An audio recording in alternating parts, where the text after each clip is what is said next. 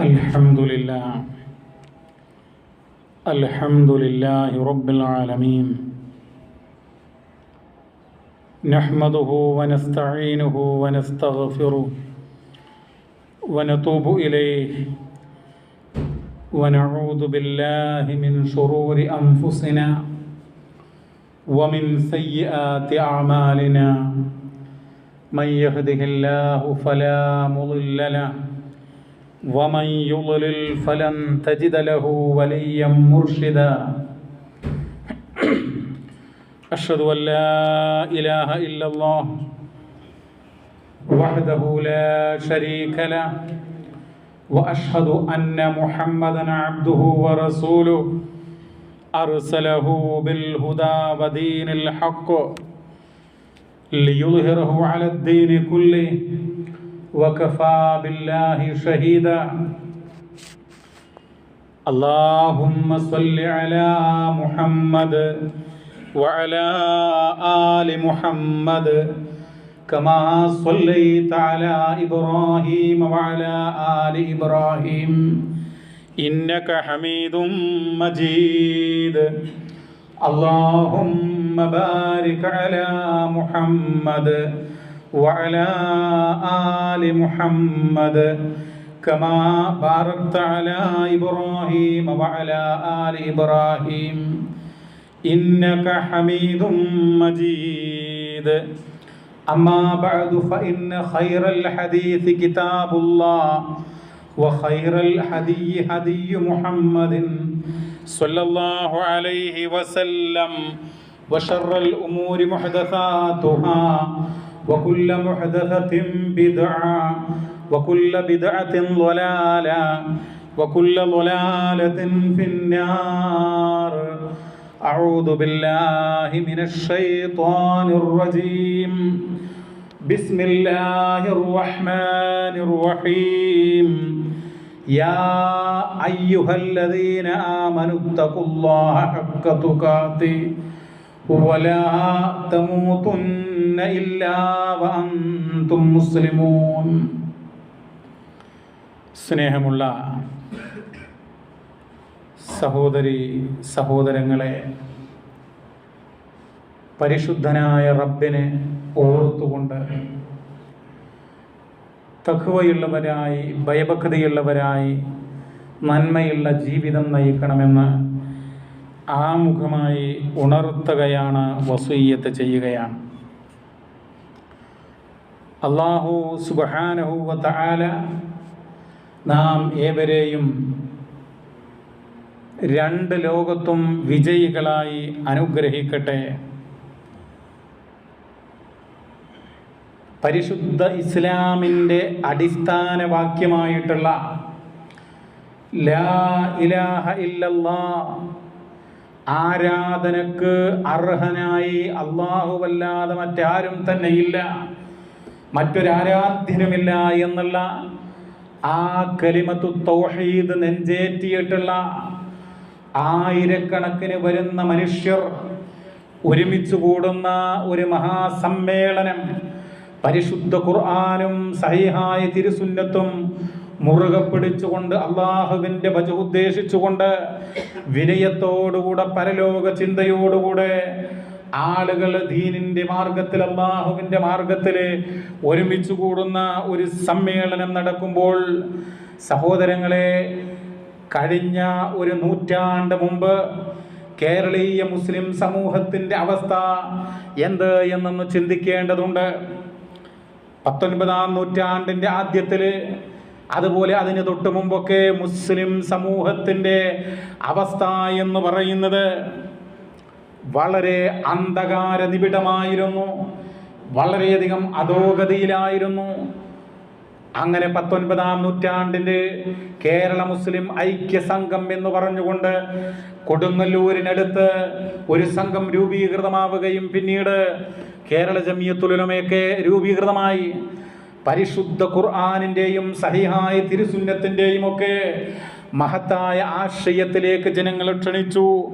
ആ കാലഘട്ടത്തിൽ മുസ്ലിം സമുദായത്തിൻ്റെ വിശ്വാസങ്ങളും അതുപോലെ തന്നെ കർമ്മങ്ങളുമൊക്കെ വളരെ വൈകൃതം നിറഞ്ഞതായിരുന്നു. പരിശുദ്ധ ഇസ്ലാമിൻ്റെ തത്വങ്ങൾക്ക് വിപരീതമായിട്ടുള്ള ഒന്നായിരുന്നു എന്നുള്ളതാണ് സത്യം.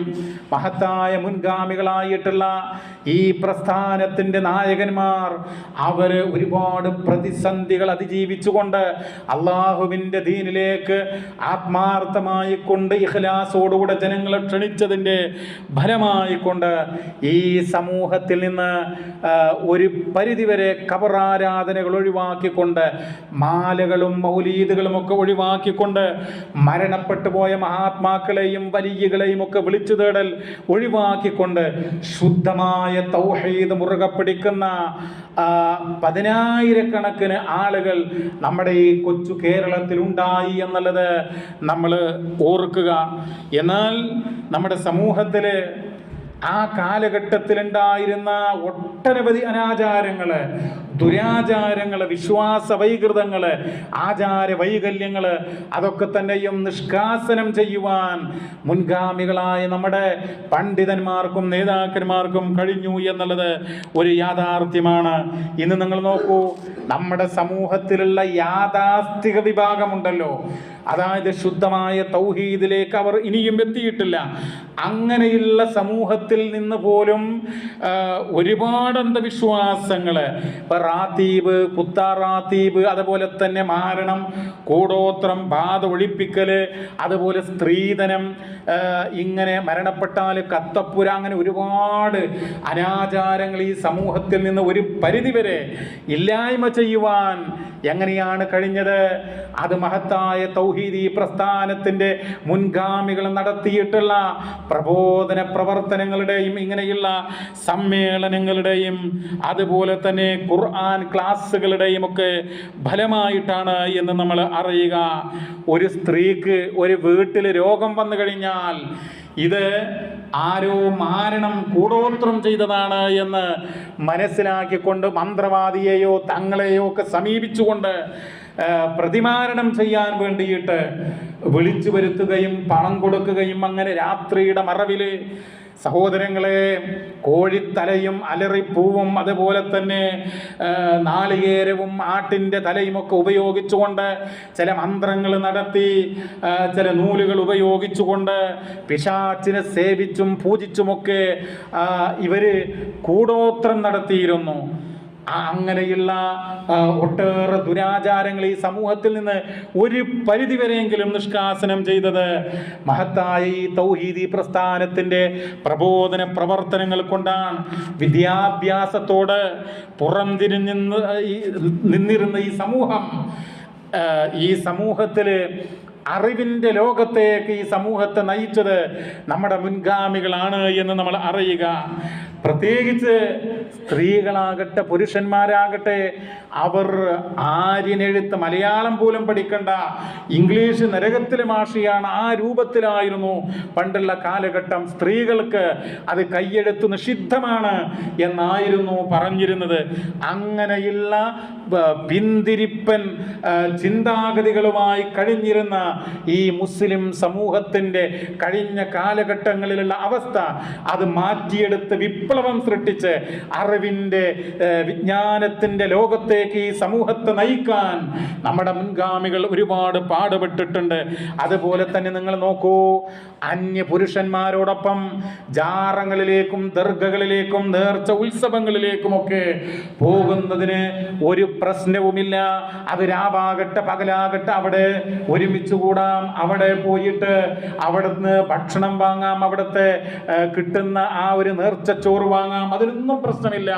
പക്ഷേ അല്ലാഹുവിന് സുജൂദ് ചെയ്യാൻ വേണ്ടി നിർമ്മിക്കപ്പെട്ട പള്ളികളിൽ സ്ത്രീകൾ ആരാധനയ്ക്ക് വരുന്നത് അത് പാടില്ല, അത് ഹറാമാണ് എന്ന് പറഞ്ഞിരുന്ന ഈ സമൂഹത്തില് സഹോദരങ്ങളെ, അങ്ങനെയുള്ള എല്ലാവിധ പിന്തിരിപ്പൻ വിശുദ്ധ ഖുർആനിന്റെയും തിരുസുന്നത്തിന്റെയും ആശയങ്ങൾക്ക് വിരുദ്ധമായ തത്വങ്ങൾക്കെതിരെ നിരന്തരമായ പ്രബോധനം ചെയ്തുകൊണ്ട് ഈ ലോകത്ത്, ഈ കേരളത്തില് മാറ്റങ്ങൾ വരുത്തുകയുണ്ടായി.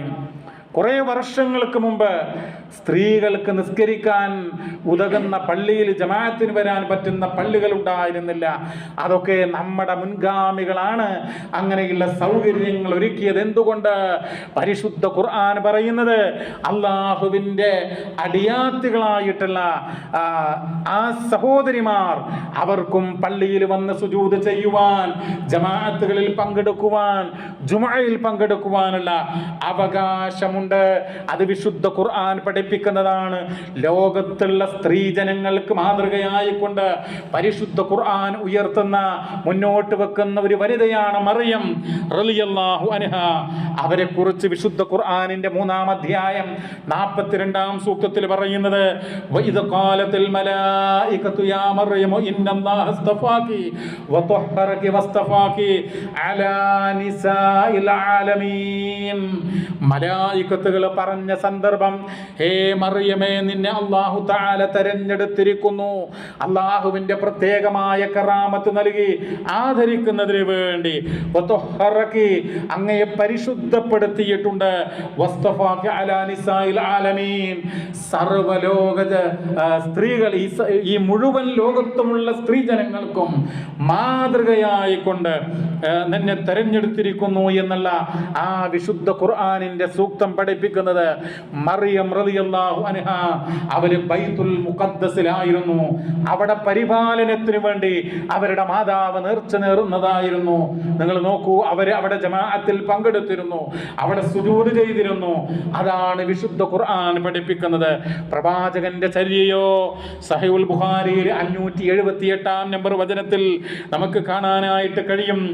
കുന്ന നിസാഉൽ മുഅ്മിനാത്തി യഷ്ഹദന മഅ റസൂലില്ലാഹി സ്വല്ലല്ലാഹു അലൈഹി വസല്ലം സ്വലാത്തുൽ ഫജ്ർ മുതലഫിആത്തിൻ ബിമുറൂതിഹിന്ന ثم ينقلبن إلى بيوتهن حين يقضين الصلاة لا يعرفهن أحد من الغلس. സഹീഹുൽ ബുഖാരിയിലെ ആയിഷ റളിയല്ലാഹു അൻഹയുടെ ആ ഒരു വചനം, പ്രവാചകന്റെ കാലഘട്ടത്തിലുള്ള വിശ്വാസിനികളായിട്ടുള്ള ആ സഹോദരിമാരെ കുറിച്ച് അവർ പറയാണ്, അള്ളാഹുവിന്റെ റസൂൽ സല്ലല്ലാഹു അലൈഹി വസല്ലമയുടെ കൂടെ നമസ്കരിക്കുന്നതിന് വേണ്ടി സ്വലാത്തുൽ ഫജ്ർ, സുബ്ഹ് നമസ്കാരത്തിന് പോലും സ്ത്രീകള് അവരുടെ ഇസ്ലാമിക വേഷവിധാനം ധരിച്ചുകൊണ്ട് അവര് വരുമായിരുന്നു. നമസ്കാരം കഴിഞ്ഞാൽ അവരുടെ വീടുകളിലേക്ക് അവർ പിരിഞ്ഞു പോകുമായിരുന്നു എന്നാണ്. ഇരുട്ട് കാരണം ആരെയും തിരിച്ചറിയുമായിരുന്നില്ല എന്നുള്ളതാണ്. അപ്പോൾ അങ്ങനെയുള്ള വചനങ്ങൾ ഈ സമൂഹത്തെ തെര്യപ്പെടുത്തിക്കൊണ്ട് അവരെ വിശുദ്ധ ഖുർആനിൻ്റെ സ്ത്രീകളോടുള്ള അവരുടെ ആരാധനാ സ്വാതന്ത്ര്യം അത് ഈ ജനങ്ങൾക്ക് പഠിപ്പിച്ചു കൊടുക്കുകയുണ്ടായി. ഏതാനും വർഷങ്ങൾക്ക് മുമ്പാണ് നമ്മുടെ നാട്ടുകളിലുള്ള ചില പള്ളികളോട് ചേർന്നിട്ട് യാത്രക്കാരികളായ സ്ത്രീകൾക്ക് നമസ്കരിക്കാനുള്ള സൗകര്യം ഈ സമൂഹം, ഈ യാഥാസ്ഥിക വിഭാഗം ഒരുക്കിയിട്ടുള്ളത് എന്ന് നമ്മൾ മനസ്സിലാക്കുക. അതൊക്കെ തന്നെയും അത് പൂർണ്ണാർത്ഥത്തിൽ ശരിയല്ലെങ്കിലും പ്രവാചകന്റെ കാലഘട്ടത്തിൽ ഒരു പള്ളിയിൽ അങ്ങനെയായിരുന്നല്ലോ ജുമുഅ. അപ്പോൾ ആ രൂപം, ആ പ്രവാചകന്റെ ചര്യ ജനങ്ങളെ പഠിപ്പിച്ച് ഒരുപാട് കാലം കഴിഞ്ഞപ്പോൾ യാഥാസ്ഥിക സമൂഹത്തിൽ ചെറിയ മാറ്റങ്ങൾ ഉണ്ടായി എന്നുള്ളതാണ്. ഇനി രോഗം വന്നാലോ, രോഗം വന്നാൽ ചികിത്സിക്കുമായിരുന്നില്ല. മുമ്പുള്ള കാലഘട്ടങ്ങളിൽ രോഗം വന്നാൽ, ഒരു വീട്ടിലൊരു കുട്ടിക്ക് അസുഖം വന്നാൽ ആ കുട്ടിയുടെ മാതാവോ പിതാവോ നൂലൂതുന്ന, ഐക്കല്ല് കെട്ടുന്ന മൊല്ലാക്കയുടെ അടുത്തേക്ക് പണവുമായി പൈസയുമായി പറഞ്ഞയക്കുകയായിരുന്നു പതിവ്. അല്ലെങ്കിൽ ദർഗകളിലേക്ക് പോകലായിരുന്നു പതിവ്. അല്ലെങ്കിൽ കോഴിയെ ഇന്ന ഷെയ്ഖിന്റെ പേരിൽ നേർച്ചയാക്കലായിരുന്നു പതിവ്. എന്നിട്ടോ ഏലസ്, ഐക്കല്ല് ബന്ധിക്കുക. സഹോദരങ്ങളെ, ഇതിനെതിരെ ഒക്കെ നിരന്തരം നമ്മുടെ മുൻഗാമികള് ഇങ്ങനെയുള്ള സമ്മേളനങ്ങളിലും അതുപോലെ ഖുർആൻ ക്ലാസ്സുകളിലുമൊക്കെ പ്രബോധനം ചെയ്തു വന്നു. എന്താണ് ഒരു ഏലസ് ബന്ധിച്ചാൽ? ഇന്നതൊക്കെ പൂർണ്ണമായിട്ട് മാറ്റിയെന്നല്ല പറയുന്നത്. ഇന്നും ഏലസുകൾ ബന്ധിക്കുന്ന എത്രയോ ആളുകളുണ്ട്. അതിനുവേണ്ടി പ്രചാരണം നടത്തുന്ന പുരോഹിത വർഗമുണ്ട്. അള്ളാഹുവിന്റെ ഹബീബായ റസൂൽ സല്ലല്ലാഹു അലൈഹി വസല്ലമയുടെ ഒരു സംഭവം ഇമാം അഹ്മദിന്റെ മുസ്നദിൽ 16969 നമ്പറായിട്ട് നൽകിയിട്ടുണ്ട്. عن عقبة بن عامر الجهني أن رسول الله صلى الله عليه وسلم أقبل إليه رهط فباع 9 وأمسك عن واحد. അതായത് ഉഖബത്ത് ബിൻ ആമിർ അൽ ജുഹനി റളിയല്ലാഹു അൻഹു നിവേദനം ചെയ്യുകയാണ്, നിശ്ചയം നബി സല്ലല്ലാഹു അലൈഹി വസല്ലമയുടെ അടുക്കലേക്ക് ഒരു സംഘം കടന്നു വന്നു. പ്രവാചകൻ അവരോട് ബൈഅത്ത് ചെയ്തു. അവരിൽപ്പെട്ട 9 ആളുകളോട് ഒരാളോട് ബൈഅത്ത് ചെയ്തില്ല. ഫഖാലൂ യാ റസൂലല്ലാഹ് ബായഅത 9 വതറക്ത ഹാദാ. അങ്ങ് 9 ആളുകളോട് ഉടമ്പടി ചെയ്തു, ബൈഅത്ത് ചെയ്തു, എന്നാൽ ഒരു മനുഷ്യനോട് ചെയ്തില്ലല്ലോ, അങ്ങയെ നിങ്ങൾ ഉപേക്ഷിച്ചല്ലോ, എന്തുകൊണ്ടാണത്? ഖാൽ നബി സല്ലല്ലാഹു അലൈഹി വസല്ലമ പറഞ്ഞു, ഇന്ന അലൈഹി തമീമത്തുൻ. അദ്ദേഹത്തിന്റെ ശരീരത്തില് ഏലസ് ഉണ്ട്, ഐക്കല്ലുണ്ട്. ഫഅദ്ഖല യദഹു ഫഖതഅഹാ ഫബായഹു. അങ്ങനെ അദ്ദേഹത്തിന്റെ കൈ പ്രവേശിപ്പിച്ച് ആ ഐക്കല്ല് പൊട്ടിച്ചെറിഞ്ഞ് എന്നിട്ടാണ് ബൈഅത്ത് ചെയ്തത് എന്നാണ്. വഖാൽ നബി സല്ലല്ലാഹു അലൈഹി വസല്ലമ പറഞ്ഞു, മൻ അല്ലക തമീമതൻ. ആരെങ്കിലും ഏലസ് ഐക്കല്ല് ബന്ധിച്ചാൽ ഫഖദ് അശ്റക. അവൻ ബഹുദൈവ വിശ്വാസം, ബഹുദൈവ ആരാധന നിർവഹിച്ചിരിക്കുന്നു. ഈ ഹദീസ് സ്വഹീഹാണെന്ന് അൽ അല്ലാമത്ത് നാസിറുദ്ദീൻ അൽ അൽബാനി റഹിമഹുല്ലാഹ് പോലും പറഞ്ഞിട്ടുണ്ട് എന്ന് പ്രത്യേകം ഓർക്കുക. അവ രോഗം വന്നാൽ ഇങ്ങനെ ഏലസും ഐക്കല്യവും മന്ത്രമൊക്കെ ആയി നടക്കുകയായിരുന്നു ഈ സമൂഹത്തിലെ. അവരെ ചികിത്സിക്കാൻ വേണ്ടി പഠിപ്പിച്ചത് അയ്യുഹന്നാസ് തദാവൗ ലികുല്ലി ദാഇൻ ദവാ. ജനങ്ങളെ, നിങ്ങൾ രോഗം വന്നാൽ ചികിത്സിക്കണം, എല്ലാ രോഗത്തിനും മരുന്നുണ്ട് എന്നിങ്ങനെയുള്ള പ്രവാചകന്റെ വചനങ്ങൾ ഈ സമൂഹത്തെ കേൾപ്പിച്ച് അവരെ ചികിത്സിക്കാൻ വേണ്ടി പ്രേരിപ്പിച്ചു. അങ്ങനെ ചികിത്സിക്കുക മാത്രമല്ല, ആ രോഗം വന്നാൽ ക്ഷമിക്കാൻ വേണ്ടി സമൂഹത്തെ പഠിപ്പിച്ചു. അള്ളാഹുവിൽ തവക്കുൽ ചെയ്യണമെന്ന് പഠിപ്പിച്ചു. അള്ളാഹുവാണ് ശിഫ നൽകുന്നവൻ. വൈദാ മരിൽതു ഫഹുവ യശ്ഫീൻ. എനിക്ക് രോഗം ബാധിച്ചാൽ ആ രോഗം ശിഫയാക്കുന്നവൻ റബ്ബുൽ ഇസ്സത്താണ് എന്നുള്ള ഇബ്രാഹിം നബി അലൈഹിസ്സലാമയുടെ വചനം പരിശുദ്ധ ഖുർആനിന്റെ സൂറത്തു ശുറ 26-ാം അധ്യായം അതിനകത്തുണ്ട്. ആ വചനമൊക്കെ ഈ സമൂഹത്തെ പഠിപ്പിച്ചു. അങ്ങനെ ജനങ്ങൾക്കിടയിൽ ചികിത്സിക്കണമെന്നുള്ള ചിന്തയുണ്ടായി. അതുപോലെ ഈ ഏലസും ഐക്കല്ലും ഒരു പരിധിവരെ ഒക്കെ ഒഴിവാക്കുകയുണ്ടായി. അത് മാത്രമല്ല പ്രിയമുള്ളവരെ, പിഞ്ഞാണമെഴുത്ത് അങ്ങനെയുള്ള കാര്യങ്ങൾ ഈ സമൂഹത്തിലുണ്ടായിരുന്നു. അതിന് പുരോഹിത വർഗമുണ്ടായിരുന്നു. എന്നാൽ ദുഃഖകരമെന്ന് പറയട്ടെ, ഇന്ന് ചില ആളുകൾ അത്തരം കാര്യങ്ങളുമായി കൊണ്ട് അതൊക്കെ ചെയ്യാം, വെള്ളത്തിൽ തുപ്പിയും മറ്റുമൊക്കെ മന്ത്രിക്കാം. നഊദു ബില്ലാഹ്. സുന്ദരമായ ഇസ്ലാമിന്റെ മതം, ഈ ഇസ്ലാമിന്റെ മുഖത്ത് ചെളിവാരി എറിയുന്ന അങ്ങനെയുള്ള കാര്യങ്ങളുമായി ചില ആളുകൾ ഇന്നും വന്നുകൊണ്ടിരിക്കുന്നു. അപ്പോ മാറ്റങ്ങൾ ഉണ്ടായിട്ടുണ്ട്, പക്ഷേ ഇനിയും ശക്തമായി മുന്നോട്ട് പോകേണ്ടതുണ്ട്. മുമ്പ് പാതിരാ പ്രസംഗങ്ങളായിരുന്നു, അതില് കുറെ ലേലം വിളിയും കിസ്സകളും മാലകളും കഥകളുമൊക്കെ ആയിരുന്നു. അങ്ങനെ നിങ്ങൾ നോക്കൂ, നമ്മുടെ മുൻഗാമികൾ ഈ സമൂഹത്തിന് പഠിപ്പിച്ചൊരു കാര്യമുണ്ട്. അള്ളാഹുവിന്റെ റസൂൽ ജുമഅക്ക് ഖുതുബ നിർവഹിച്ചത് അത് പരിശുദ്ധ ഖുർആനിന്റെ വചനങ്ങൾ പാരായണം ചെയ്ത് ജനങ്ങൾക്ക് തിരിയുന്ന ഭാഷയിൽ, അവർക്ക് മനസ്സിലാകുന്ന ഭാഷയിൽ അവരെ ഉണർത്തുകയായിരുന്നു, ഉത്ബോധിപ്പിക്കുകയായിരുന്നു എന്നുള്ള കാര്യം ജനങ്ങളെ പഠിപ്പിച്ചു.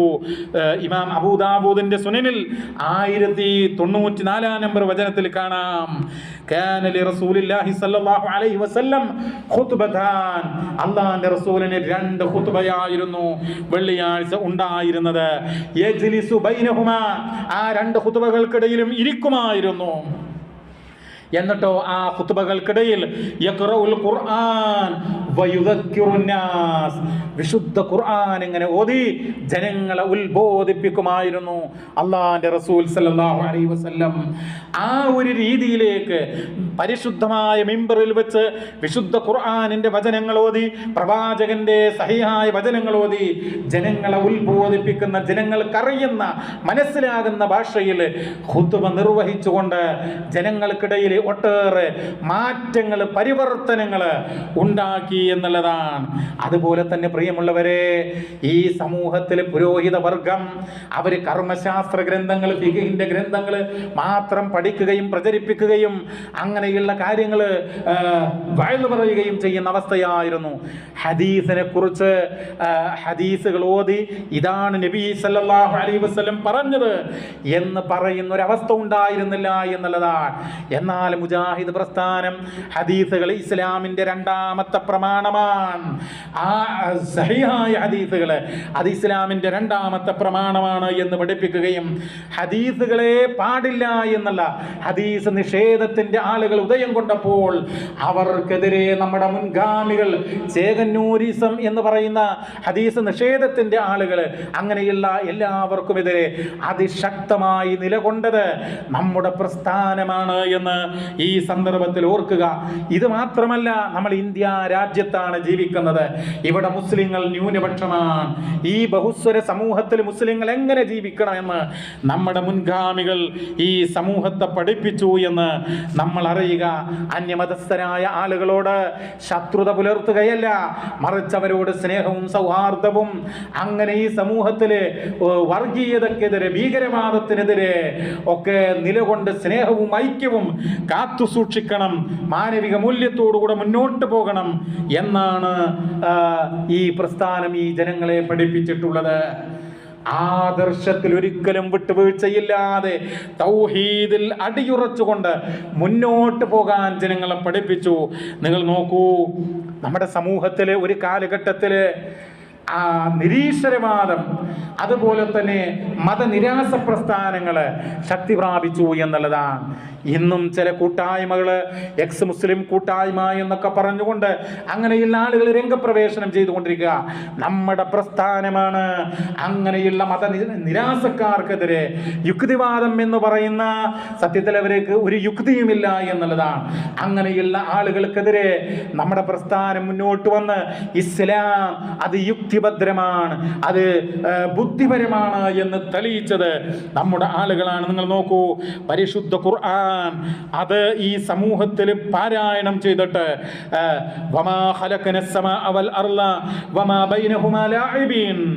ആകാശങ്ങളും ഭൂമിയും അത് നാം സൃഷ്ടിച്ചത് അത് വെറുതെയല്ല, അവക്കിടയിലുള്ളത് സൃഷ്ടിച്ചതും വെറുതെയല്ല, തമാശക്കല്ല, ഒരു കളി എന്നുള്ള നിലക്കല്ല, മറിച്ച് വ്യക്തമായ ലക്ഷ്യമുണ്ട് എന്നുള്ള പരലോകമൊക്കെ നിഷേധിക്കുന്ന ആളുകൾക്ക് അങ്ങനെയുള്ള ഒരു ലോകമുണ്ട് എന്ന് പഠിപ്പിച്ചത് നമ്മുടെ മുൻഗാമികളായിട്ടുള്ള ത്യാഗിവര്യന്മാരായിട്ടുള്ള ആളുകളാണ് എന്ന് നമ്മൾ ഓർക്കുക.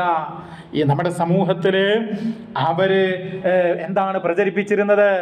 പ്രത്യേകിച്ച് മതത്തോട് എതിർപ്പുള്ള മതനിരാസത്തിന്റെ ആളുകള് ജീവിതം എന്ന് പറയുന്നത് ഒന്നേയുള്ളൂ, ഈ ഇഹലോക ജീവിതത്തിനപ്പുറം മറ്റൊരു ലോകമില്ല, മരണത്തോടുകൂടെ അവസാനിച്ചു എന്നായിരുന്നു. അതുകൊണ്ട് ഈ ജീവിതം ആസ്വദിക്കണം, അടിച്ച് പൊളിക്കണം എന്നായിരുന്നു അവര് പറഞ്ഞിരുന്നത്.